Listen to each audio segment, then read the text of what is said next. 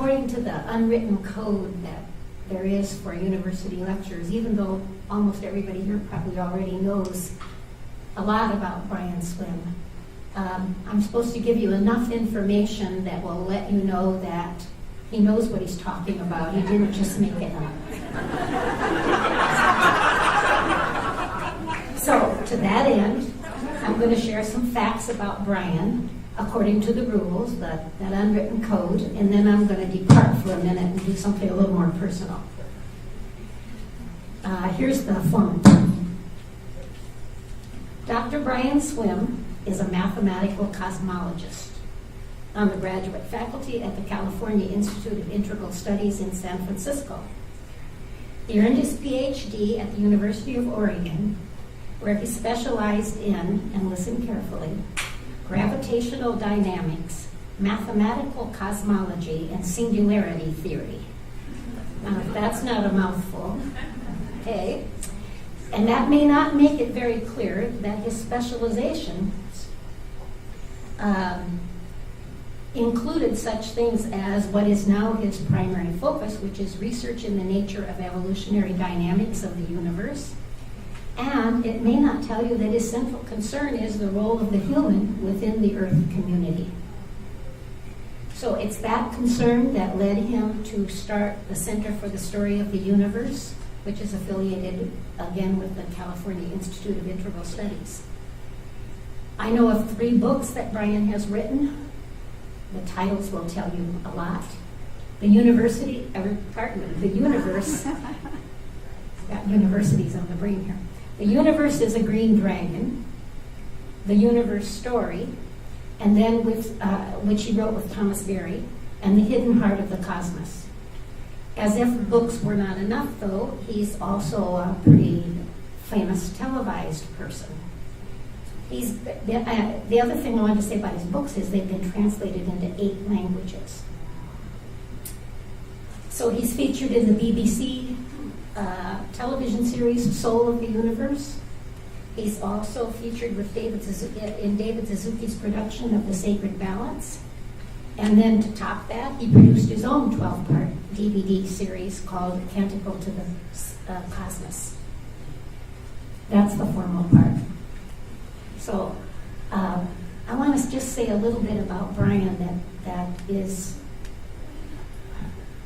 puts him in I think, a better context. I met Brian 20 years ago, and I went someplace where Brian Swimme and Thomas Berry were, and I caught on to the fact that I needed to read a lot of unpublished papers that were floating around. So I started reading all the unpublished papers I could get my hands on. I started going to conferences where Brian was, along with Thomas Berry. And I need to tell you that I became totally converted. It was after those encounters that I think that I changed the way I teach. I changed what I teach. I changed the way I think. I changed the way that I relate to this earth and to other people. And I have to credit Brian Swimme with making that happen to me. Now, that's one thing, but I want you to consider that when I went to those conferences and read those papers, I was one of hundreds of college professors and teachers who did that. And then think about the fact that each of us who did that have taught hundreds of students, have given hundreds of workshops, have preached at dozens of churches, have talked at conferences, and when we do that, those places are full of people who are also leaders in their own right. So they are influencing hundreds of people. So I think that it's almost impossible to have too much gratitude to somebody like Brian for changing the world and being such a change agent. I consider that, his genius has mushroomed across the globe, and we need to be aware of that. So we owe him a real debt of gratitude, And after all of that, you've got to realize that this is a man who takes the most complex and profound concepts and ideas and makes them accessible and inviting to all of us. And in spite of that incredible educational background that I described to you, he speaks as much from the heart as he does from the head. And he's a genuine person that you can't help loving as well as respecting and having great admiration for. So I would hope that you will join me in gratitude for and welcome of Dr. Brian Swimme.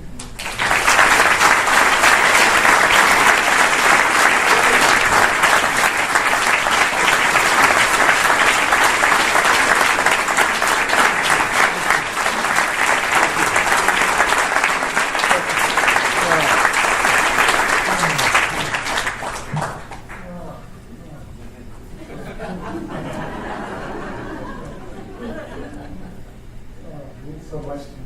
It's bittersweet. It's just so touching what you said, and at the same time I realized you'll never be this good again. Now we go from here. But that was a great peek. I love it.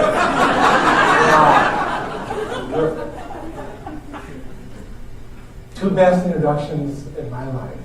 We just heard one, and the other one was from Alexandra Kovacs. So, wow, in the same room. She's right here.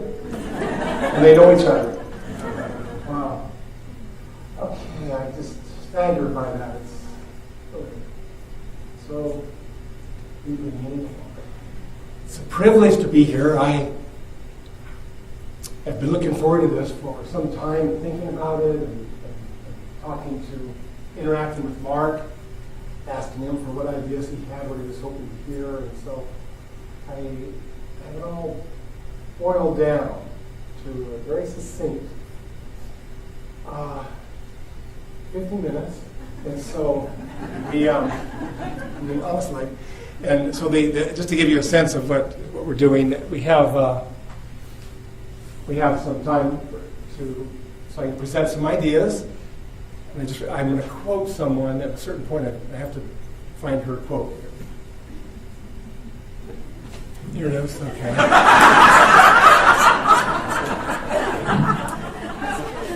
I'm so professional up to that point. Okay. I just pulled it off. So then I wanted to show you some images of the universe. So we're going to have the lights down, and then we'll have some time for interaction. So sort of three parts to the evening. I want to remember Thomas Berry as well. Mark brought up Thomas Berry as a teacher to many of us here. Some of you may not know him yet. He died last month. Seems like a year ago. But he great sage, and he presented a way of recognizing the sacred dimension of ecology, and that I found so moving. I tried to carry forward his vision, just the way he was working with the vision of Pierre-Thiers de Chardin. And how many universities in the world have a hall named after Pierre-Thiers de Chardin? Stanley University is one of them, so it's especially wonderful to be here with that presence. I thought I would just jump in and identify Thomas Berry as the visionary and attempting to bring forward, and also recognize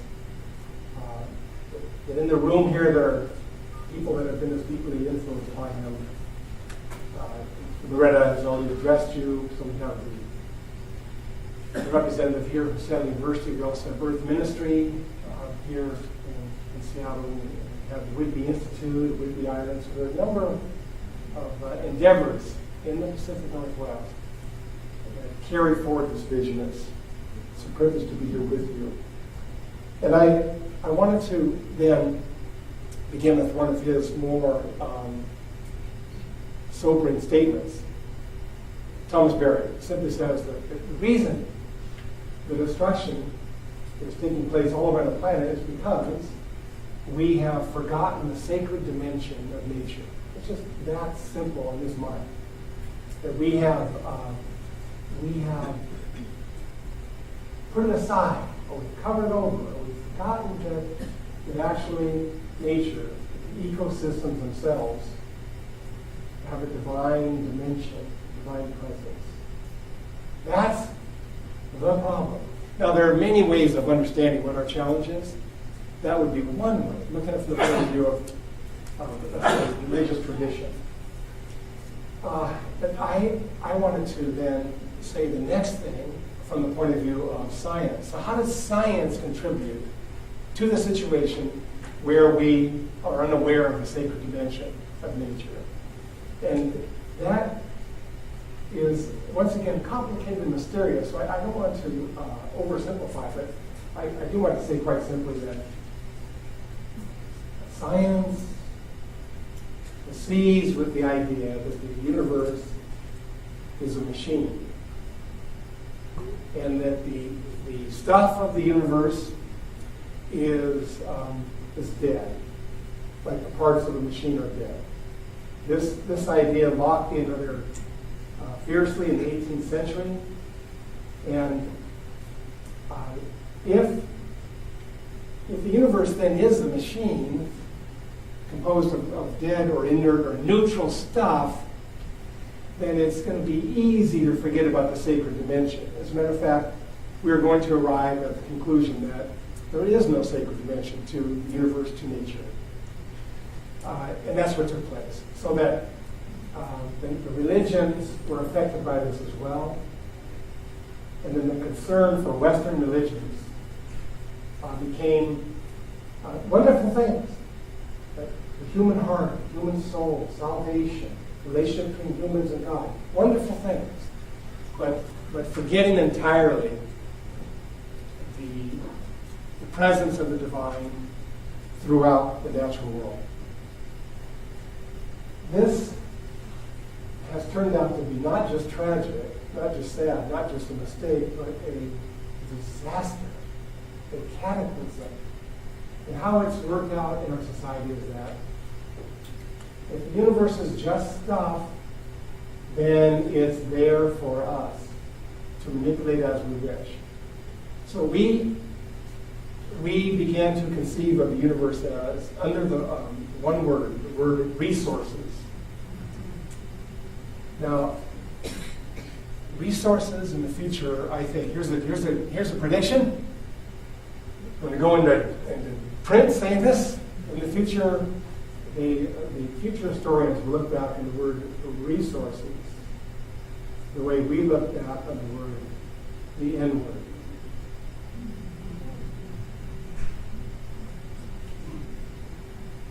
That's just a prediction. To think that the glorious earth is just a resource is only possible if our minds have shrunken down to this utilitarian level. And we are all there. I've been thinking about this a long time, and I still use the word, the R word. It's hard to avoid it, you know? It just shows up all the time. But to call like a bunch of salmon roaring up the river resources, so there's something really strange about that. So we're in a moment of the worst destruction that's taking place on the planet Earth in 65 million years. Now, because I've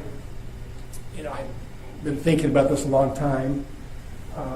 I came to this realization not on my own, but just by reading the reports from scientists. And it's just something to behold.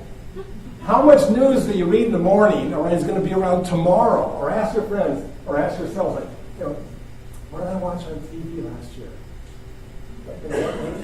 It's all gone. Or I love to ask my sons, because they get all excited about sports, I'll say, well, like 2 years ago, who won the Super Bowl? They don't even know who was in it, right? So much that we care so much about evaporates, right? 1,000,000 years from now, they will be aware that this moment is the worst moment in 65 million years of Earth history. It's just so hard to take that in. It's because, basically, of the rate at which species are disappearing. They're disappearing at 20,000 a year, which is thousands and thousands of times higher than what it would be if humans weren't here.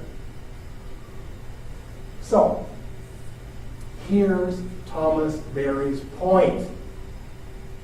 We don't know what we are doing. And the reason we don't know is because we think the species are resources, as opposed to divine presence. So we can't take in where we are. We commit so many of these disasters primarily because of ignorance. Now, what is especially sad is that this takes place within a civilization where Christianity has been a major religion.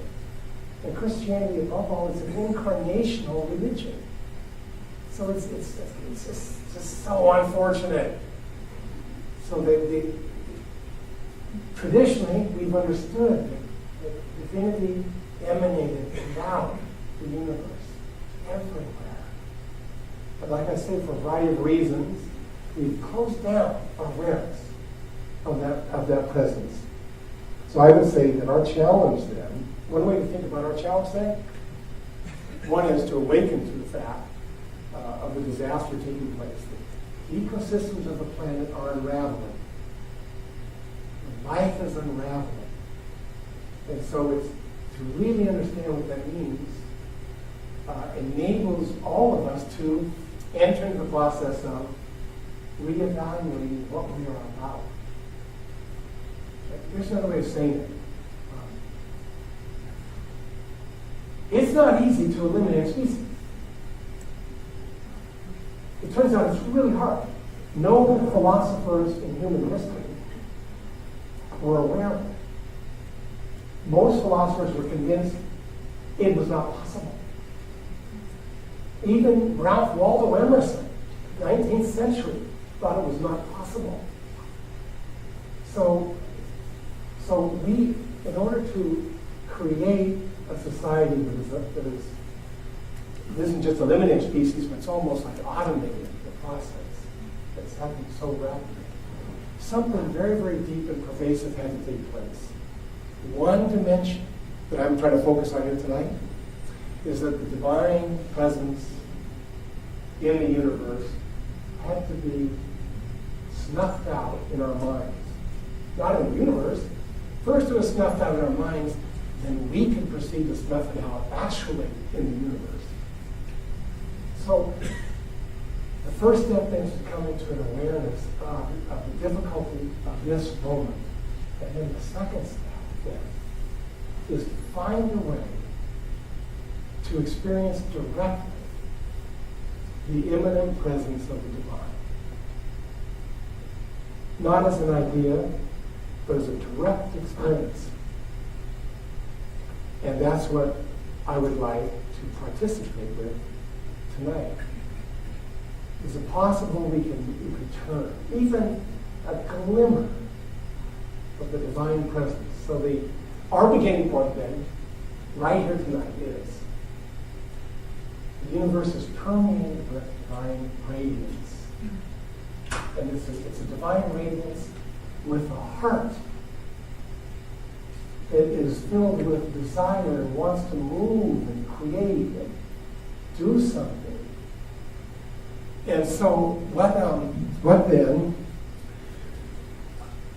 from that perspective, what then have we learned about the universe? Now, what then to show some images of the universe that we've learned. And then from that perspective, how are we affected? Another statement from Thomas Berry was kind of amazing. He said, one time I was going on and on about how many things we've learned about the universe and science. Just I was all excited. And the way he closed it out, and he says, we know more knowledge and facts about the universe than any generation before us. And at the same time, we live in a psychic space that's smaller than any generation of human ever. So it's a combination of amazing, brilliant data and a shrunken, anthropocentric mind. So how can we begin to ease out of that and begin to feel some of the depths of the universe that can shine through the information that we've received? So there's our challenge. Ready? Here we go. Okay, so it'd be great if the lights could go out. Wouldn't it be great if the lights went down?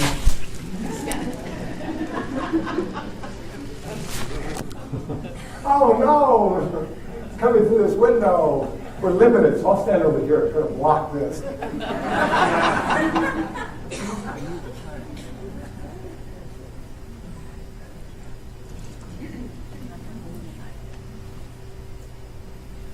That's great. That's as low as I'll go, probably. That's even better. Oh!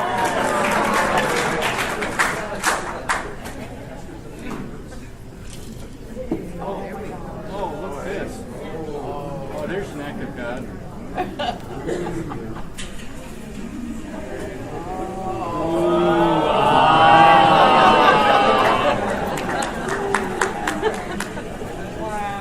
Nice. We're talking miracles. Here we go. So I wanted to begin with this image from the cave as a way really of recognizing that what we're doing puts us in a lineage. Humans have been gathering together in the dark and reflecting on the mysteries that surround them for something like 200,000 years. We don't know exactly when we first began, but going back in time, and it's not as if, to make a statement here at the beginning, it is not as if I'm showing this image to say, look at what those fools thought about in the past. We've gone so far beyond thinking about animals. You know, they are all, these images are as deep as anything we've learned with the Hubble telescope. Right? As a matter of fact, this indigenous perspective, let's call it, this primal perspective, is as fundamental as any of the scientific technology. So this is not I'm not presenting this as an image from the past that we've gone beyond. Rather, it's almost like every human is contemporary. When you think about a universe that's billions of years old, try that on for size. We're all here together, all of the humans together, going back 200,000 years. So, we're part of this lineage. They drag these stones for days and days and days. I mean, like they're what are they? Are they 15 tons? And, you know, it takes a huge number of people and oxen dragging them. Why were they doing this? Just for the same reason we are. Because there's a deep hunger within us to know how we fit in. How can we make sense of this amazing place we find ourselves in the midst of? And above all, we have a hope that we can learn to live in a way that's in alignment with the deep powers that envelop us. So they set up the stones there so that at solstice, there was a feeling of the earth and the stones and the sun all turning together. That task is our tasks. It's the same task.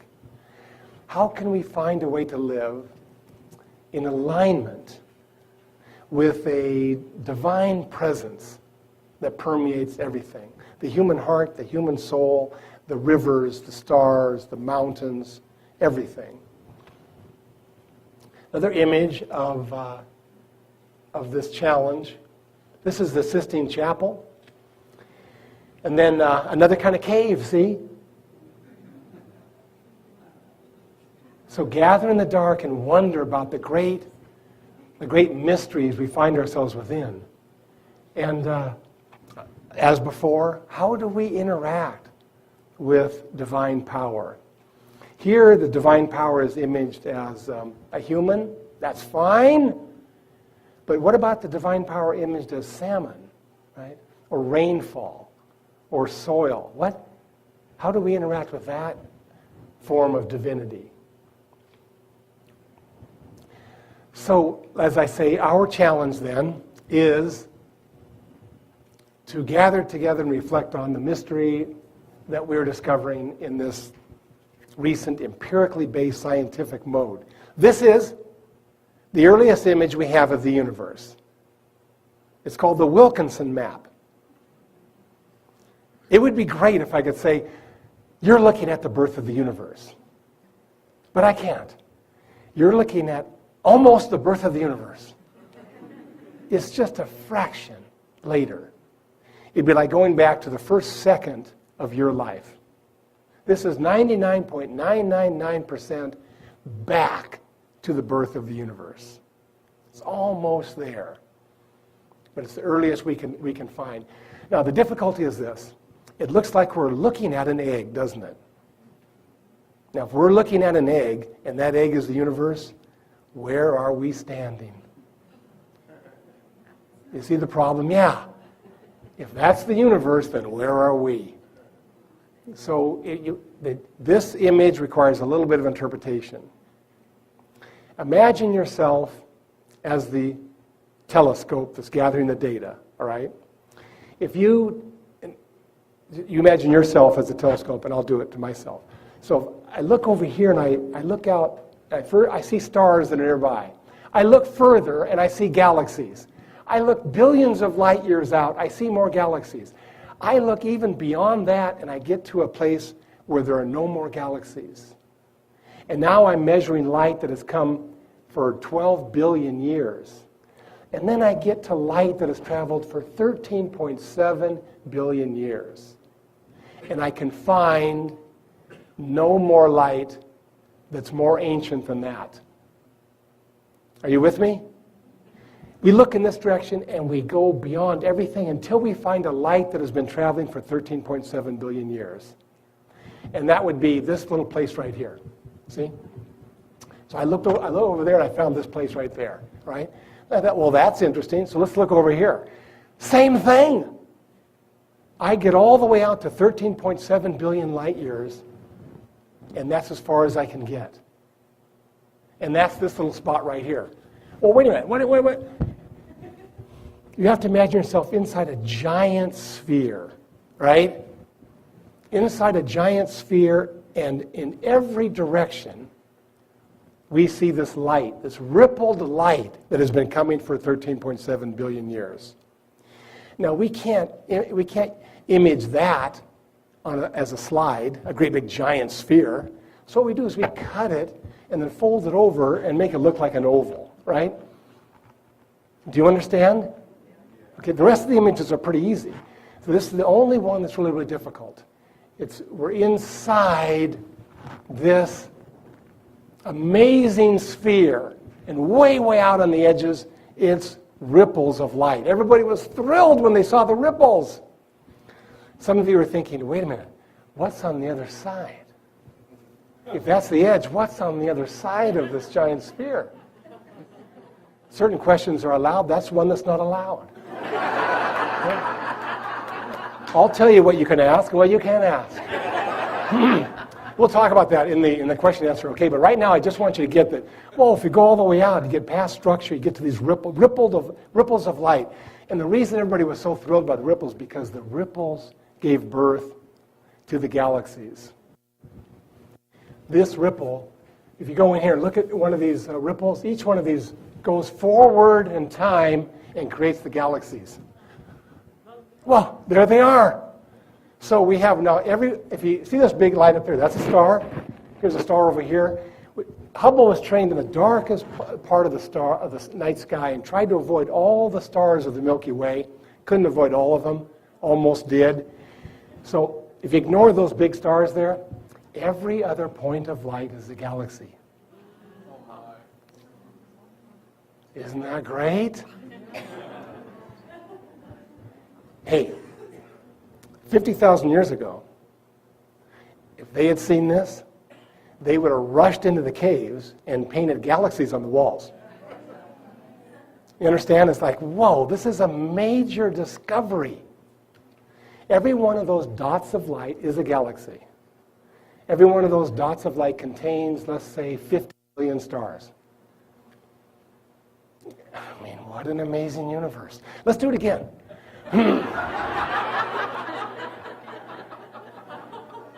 So we look out in the universe, we see it filled with galaxies, and we say, where did it come from? And you go back in time before galaxies, and you find these ripples in the primordial light. The ripples gave birth to the galaxies. What are ripples? They're fluctuations. What's another word for fluctuations in matter? Music. Resonance. This is the primordial resonance, the primordial music that gave birth to the galaxies. George Smoot, who was the principal investigator of the team that led to this image, when he saw this, and they interviewed him and said, what was it like? He said it was like looking at the face of God. He was looking at the face of God because he was encountering that power that shaped things, the great structures of the universe. You see, he had a sense then of the immanent presence. It was alive in him in that moment. I was looking at the face of God, at that which made things happen. So then the ripples go forward, the music goes forward, creates the galaxies. But what's really terrific about this image here is, even though it's taken with an amazing telescope, we can relate to it personally, because if you go out tonight and you see the night sky, not an every night occurrence in Seattle. I was born in Seattle, I know. I think it's one of the reasons I love astronomy, because so rarely that I get to see the stars. Immanuel Kant had this great statement. He said, if the stars came out once a century, we'd stay up all night long in wonder, right? And it's kind of like that if you live in Seattle. Whoa, stars! Whoa, look at that! But go out at night, look up at the stars, and you hold up your. Can we practice this? Hold up your hands, everybody, and look at one of look at a fingernail. Okay, that's the size that Hubble looked. In other words, when you're out at night and you look at your fingernail, behind your fingernail are 1 million galaxies. It doesn't matter what direction you look in. Isn't that great? Some people find this overwhelming. Does anybody find this overwhelming? Okay, but overwhelming in a bad way? Anybody? No. Excellent. Okay, great. I have a side practice of psychotherapy in case you get overwhelmed by the universe. I can deal with you personally. I'll give you my card later. But the whole idea. There's a group of Indians in South America, and they really had it right. They said, in order to become human, you must dwell on the immensities of the universe. Isn't that great? In order to become human, you must dwell on the immensities of the universe. Let's look at the converse of that statement. If you don't dwell on the immensities of the universe, you don't become human. You become a really good corporate manager. Or whatever else it might be, a really good corporate scientist, right? So, as much as I hate to leave this, we move on. Okay, now let's choose one of these. Little points here. Let's close up on it. We're going to zoom in on one particular galaxy. There it is. Now we come close to the structure of the galaxy. This is the Whirlpool galaxy. It consists of 100 billion stars. This is worth thinking about. In the 20th century, we didn't know if there were 2 galaxies in the universe. Scientists argued back and forth whether or not there were, if it's just the Milky Way, or if there were some smudges in the sky, and they weren't sure if those are smudgy little clouds that are nearby, or if maybe they were actually galaxies. Maybe there were 10 galaxies in the universe. That's the 20th century. Then in the 20s, Edwin Hubble actually resolved the smudges and found out they were entire galactic systems. So we went from knowing there was 1 galaxy to knowing there are 100 billion galaxies. That is an immense increase in knowledge. There isn't a single institution in industrial society that has caught up with that yet. So that is part of the idea of how do we align ourselves with what we know about the universe, the vastness of it. And what I love about this is the structure of the spiral arms is so beautiful. Now there are 3 kinds of galaxies in the universe. And if you take a moment and reflect on the names of the 3 kinds of galaxies, you will learn a lot about the modern form of consciousness we inhabit. Here we go. Are you ready? The first kind is the spiral galaxy. Great example right there. The second kind of galaxy is the elliptical. It's called elliptical because it looks like a giant egg.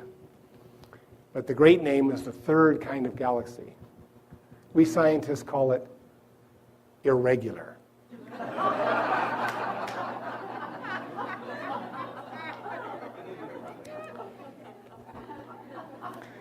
Let's do it again.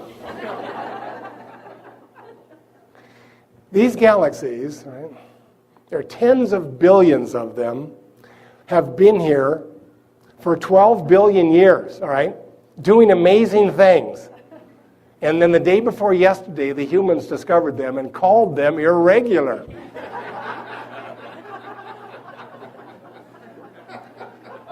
If we had a little more power, maybe we could go out there and fix them, get them into shape, all right? Thank God we don't have that kind of power. There's a kind of figure ground shift that we're being called to make here, right? The universe is the way it is, and it's magnificent, and it's permeated with divine presence. Our minds have to evolve in order to appreciate that, not to change everything to fit our minds. So, now, you say 100 billion galaxies, it sounds like, oh, God, 100 billion, it's like the mind blurs, okay? But I've discovered a way to actually relate to it personally. And here's how, all right? There are 6 billion humans. Okay, 100 billion galaxies divided by 6 billion is 16 galaxies per person.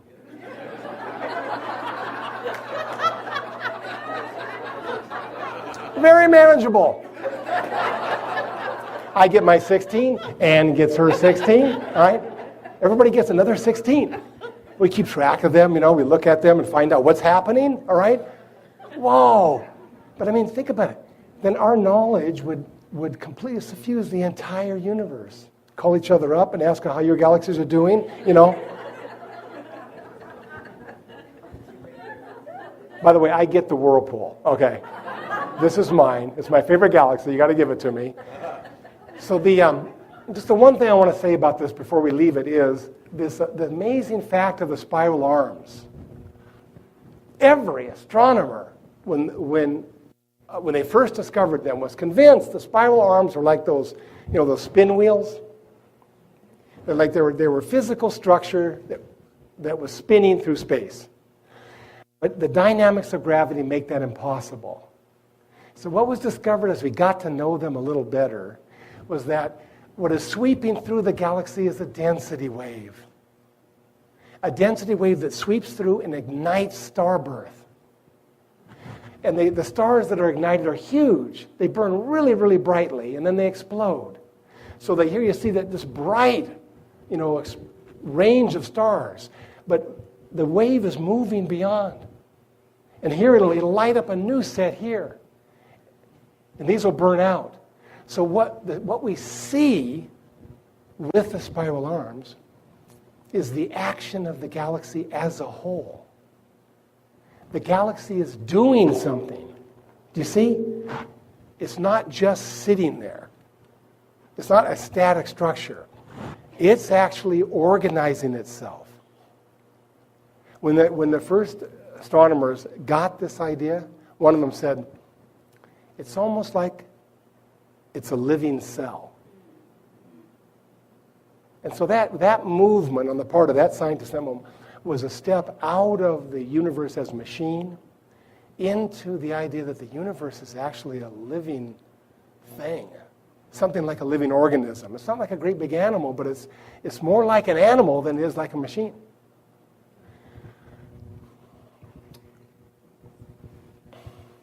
Galaxies. So here's whoa. So here's the Milky Way galaxy seen from the planet Earth, and another fantastic sight that we've been wondering about forever. And then to go up to one of the stars. So here, I'm just pick out one of these stars right here, and let's zoom in on one star. And what we discovered, incredible. Stars have a life cycle. See, for generations of humans were convinced that stars were eternal. They were always the same. They never changed. And then in the early, some philosophers were convinced that the outer realm in the heavens was ontologically different than the matter of Earth. So matter of Earth was corruptible, and in the sky it was eternal and uncorruptible. And so then it was like the 17th century was the first time that a European discovered a star exploding, and then we realized, no, they're changing. And so then here is Eta Carini. It's many times larger than our sun. It's been exploding, and we know now that the explosion is the way in which the star's creativity is dispersed. Up until 1950, humans did not know what the origin of their bodies was. We humans did not know where the carbon atoms came from. We didn't know where the phosphorus atoms came from in our skin, in our brains, in our lungs. We didn't know. And then in the 1950s, we realized these atoms are forged in the center of stars. The star first of all, it forges helium, then it forges carbon, then oxygen, so that every atom of carbon and oxygen in your body was forged in a star and then dispersed by the explosion of the star. One of the most amazing discoveries, really, in the history of humanity. My wife, who's here, teaches first grade, and so she has me come in and present the new story to the first graders, and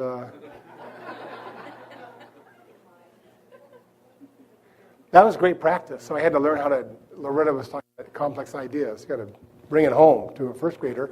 And so I was saying, the atoms of your skin came out of an exploding star. And I'll never forget Malik, this beautiful little child. As I was saying this, his hand just kind of like went up, and he was looking at me. His hand went up and touched the skin.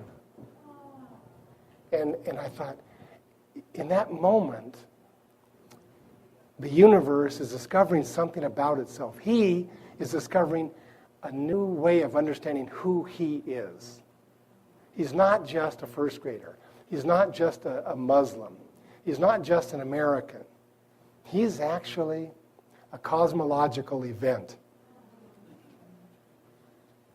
So I just could just feel it happening right in front of me. Hey, here's an important point.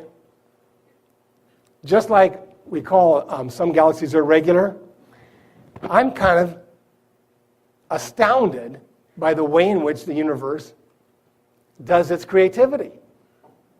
I mean, you have to have a whole star blow up to have a single carbon atom. Every one of the phosphorus atoms in our DNA and so forth required a star to blow up. When I first realized this, I was younger and more mature. I thought to myself, in so many words, I thought, I might have done it differently. And then later on, I thought about that thought. I thought to myself, well, what do you mean you would have done it differently? And I said, well, I would like to have a giant vat that had carbon atoms in it, and then another vat that had phosphorus atoms, right? And then I, as God, would come along and pick out the atoms and put them together and have humans. It seems like a less wasteful way of doing things. But you see the strangeness of really this kind of creativity. It's strange, and it is primordial. We have to find a way to fit into it. We have to find a way to understand ourselves in light of it, not to judge it as somehow needing our improvement. Okay, so then we have these different planets that emerge out of the stars. There's Jupiter. It's all chaotic. There's no structure in it at all. We have Mars, close up on the rocks, completely fixated. It never moves, totally rigid. And then we have another planet in between those two that's neither rigid nor chaotic. Earth is, because it's in between, it's creative. In between rigidity and chaos. And the phrase that Thomas Berry liked to talk about this was balanced turbulence. Do you want to live a creative life? Then be like planet Earth. It's the most creative place that we know about in the universe. What's the secret? Well, have the gifts that are bestowed upon you by stars that blow up. Okay, we've got that one covered because that's us, all right? What's the next secret? Enter into the realm of balanced turbulence. Don't try to avoid turbulence, but try to draw it in so that you can bring forth your creativity to make a difference. There's a great phrase from this anthropologist, Alfred Kroeber. He summarizes so perfectly. He wasn't talking about Jupiter, Mars, and Earth, but he might as well have been. He said, the ideal condition for the human is not exactly bovine placidity. It is rather the highest degree of tension that can be creatively born. There's an image of creativity. There's an image of holiness. There's an image of a spiritual path into a form that's able to take on suffering, to take on stress, but in a creative way. Because right below the surface is this lava that is wanting something. It's filled with energy and it comes exploding out. But to enable it to come forth creatively, we see the possibilities of Earth.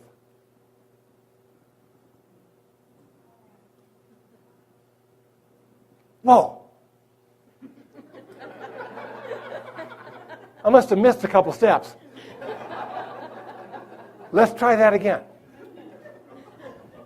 Lava becomes a red monkey. Now, I know it took 4 billion years. I know it was complicated. I know that if you happen to be an evolutionary biologist, your whole life is based on trying to get a deeper understanding of some of the details. I know and respect that. But let's not forget the big picture. Lava.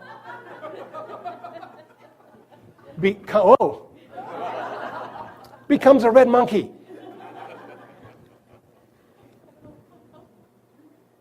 We don't know how it happened. We know lots of the details, and we'll learn more and more and more about it. But the point I want to get across is, in this universe, lava becomes a red monkey. There is, you tell me, a miracle that's more amazing in the religious traditions. Bring it on. Walking on water? I'm impressed, but that's not as big as lava turned into a red monkey. Feeding 5,000 people with like a single slice of Wonder Bread? Impressive! But not compared to this. I'm not trying to say that the earth is more impressive than Jesus or something. I'm not. I'm just trying to say that if we just slow down for a second and think about it, we're living in a miracle. We are constantly interacting with the miraculous. Not a miraculous of a separate transcendent power sneaking in somehow when we're not looking and getting something done. I mean, the very nature of where we are. This is what we mean by the immanent presence of the divine. Another way to say it is this. We have all kinds of spiritual practices. Mandalas, right? Stations of the cross, all wonderful. Here's a new one for you. Reflect on lava until you can begin to feel the presence of those eyes in the red monkey. Literally, reflect on it until we begin to feel the presence. Because those eyes of the red monkey are right here in another form. So this is, again, the idea of when we think we know what rocks are, we know what lava, that's the idea of the shrunken human consciousness, says things like irregular and all the rest of it. Open it up and realize that when we're in the presence of lava or rainfall or rivers, we're in the presence of this kind of divine creativity. The sun, it's 1 million times the size of Earth. And the great discovery of coming from Albert Einstein was that the sun generates its own light using that famous formula, the most famous formula in the history of humanity. E equals mc squared. In other words, mass and light are different forms of each other. Mass is a form of light. So our sun is transforming 4 million tons of itself a second into light. Okay, I've given you a bunch of numbers. You know, maybe you've had too many that you can deal with. And forget all the earlier ones. Remember this one. This is the one to remember. All right? This is the only one to remember. I'll say it again. Every second, 4 million tons of the sun becomes light. There's another 4 million tons. There's another. And the thing to get here is that the sun doesn't get that back. It's irreversible. It's taking itself, transforming it in energy, and releasing it. Now, you know, if you just, another spiritual practice, reflect on the fact that everything you've done in your entire life has been generated by the sun. It's been solar energy. Everything, every deep poetic insight, every spiritual event or action has been a solar event. Only because the sun has given itself away. Never gets it back. It gives until it can no longer give, and then it explodes, and it's over. As you can see, I'm trying to connect this activity of the sun with what we would call sacrifice, or generosity is a better word, perhaps. Warning, if you go out into mainstream society and you say, wow, we exist because of the generosity of the sun, you're going to get into arguments. You get into arguments because they're going to say, oh my goodness, you are anthropomorphizing The sun is just a great big ball of gas. It doesn't know it's giving this away. You're projecting your values onto the sun. Okay? Here's your response. It's not a human form of generosity, it's a solar form. We're not saying that the sun is sitting there thinking, okay, I wonder if I'll give away some of my energy today. Okay, it's not doing that. But because it is doing its generosity in its own way, we can do that. The universe exists on the giveaway throughout all of the generations, back to the beginning of time. So every moment of life on the planet has been charged by the sun's giveaway. So we are circling around a cosmic generosity. All depends on that. Just like the next generation is dependent upon our generosity, pouring our energy into them.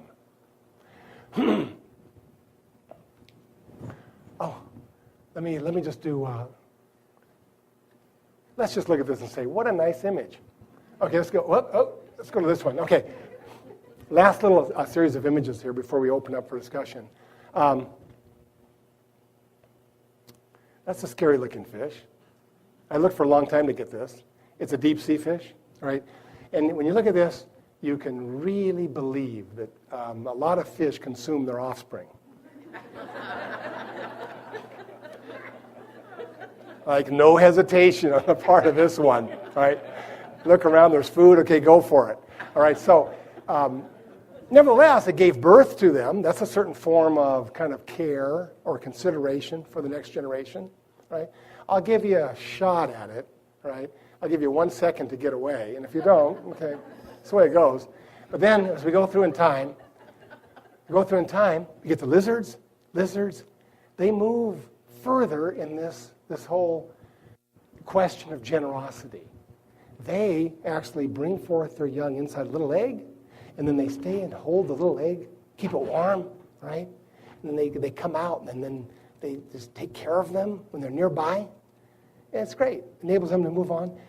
If they turn around sometimes, right, and get distracted, and then they turn back, they'll eat the young. So the concern goes for a ways, then it drops off. Right?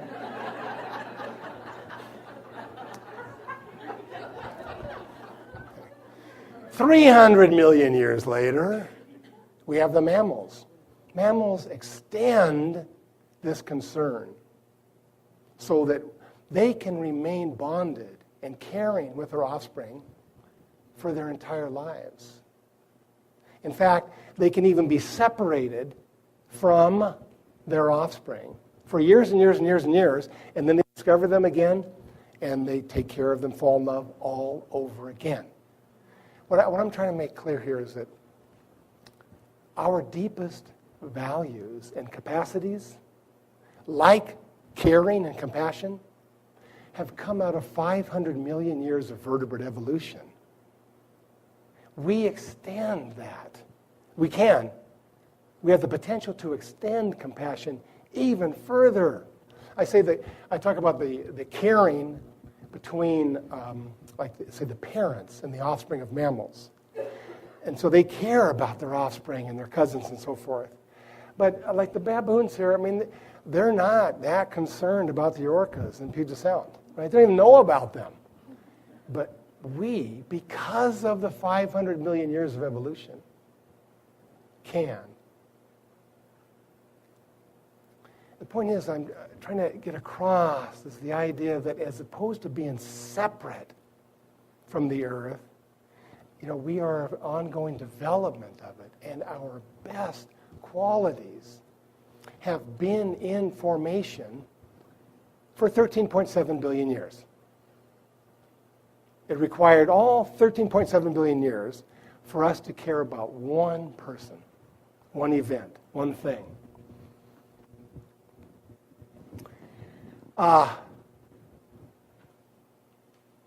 You won't know this right away, but this is a baboon's hand. And I wanted to focus on the nail right there because of an amazing story a primatologist told me. So I've talked about of evolution of the vertebrate, 500 million years of an expanding heart. The universe has been expanding physically, and it's been expanding emotionally. But when we look at the nail here, this is a great story. So Barbara Smuts, primatologist, University of Michigan. She is so locked into the divine immanence. She follows baboons around for years by herself and lives with them. That's what you call love. So like she'll be sleeping there, wake up, fall asleep, wait, pay attention, just so amazed by what she sees. And then one day, she was asleep and she woke up and somebody was touching her. And she looked down, she saw this juvenile baboon, male, comparing its finger with hers. Like, so I'll imitate, right? So here's Barbara, about the same size as the baboon. And so he has his finger, and he's touching her finger with his finger. And he's looking up at her, and then looking back down at the finger, same nail, same joints, back up at her. And she said in that moment, she could see that he was making the connection of their similarity.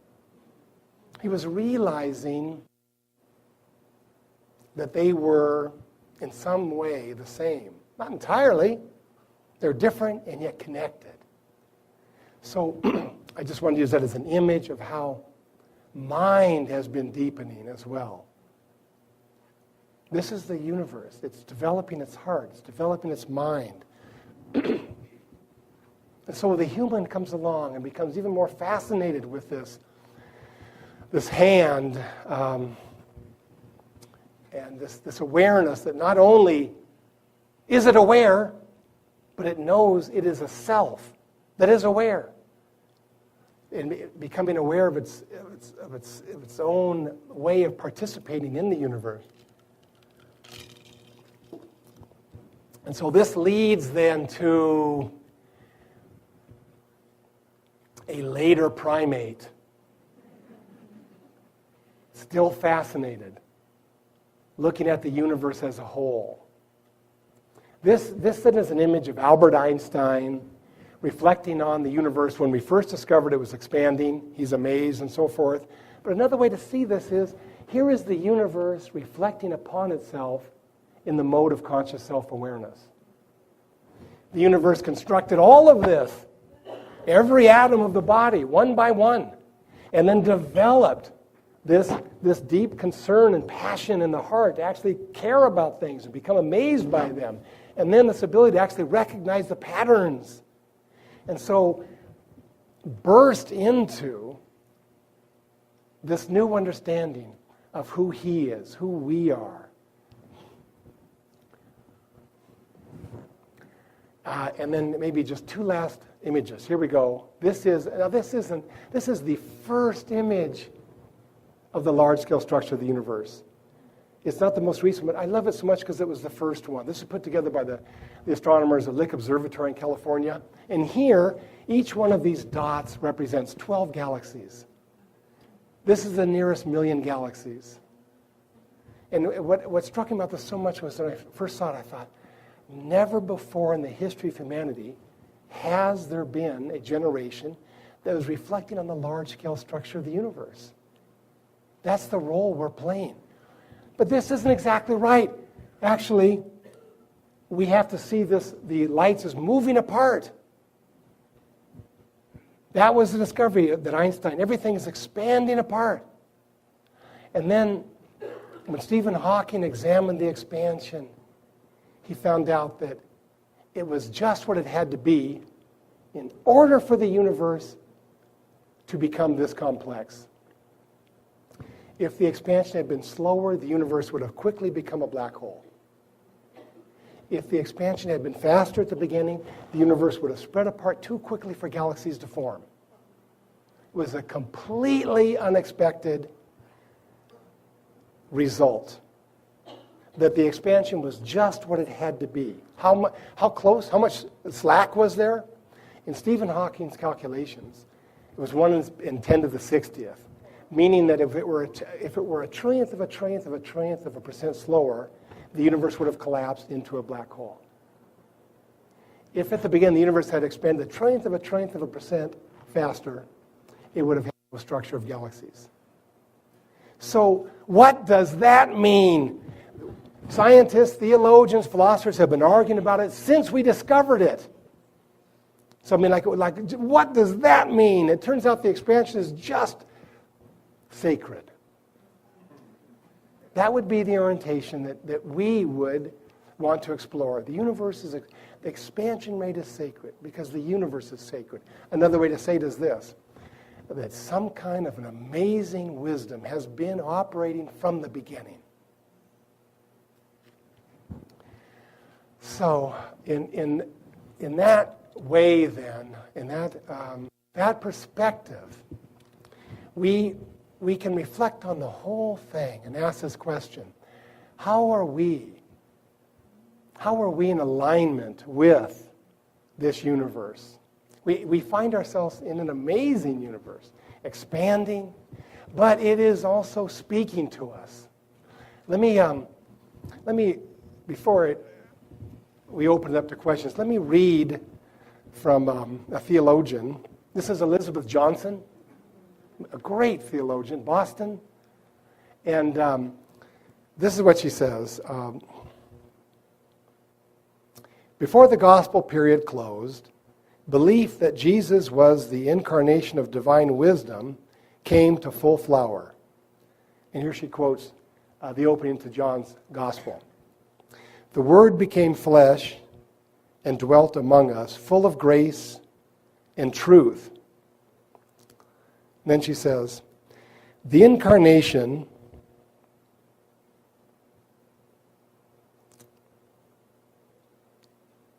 affirms that the Word was uttered into earthiness, entered into the sphere of the material and mortal to shed light on all from within.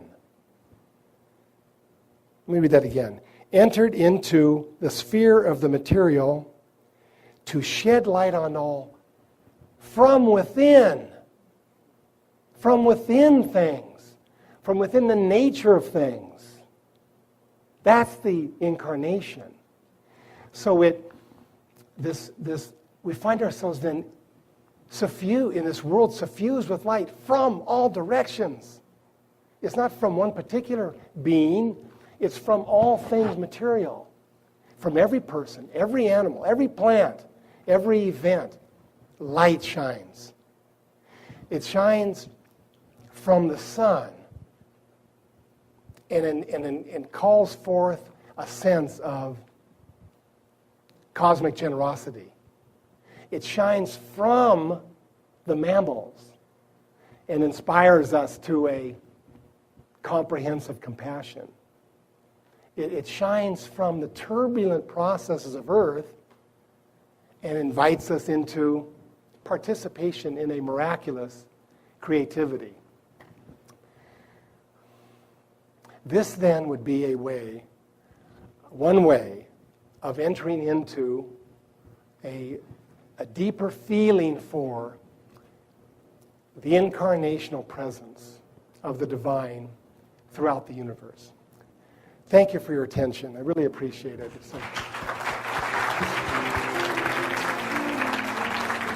Thank you.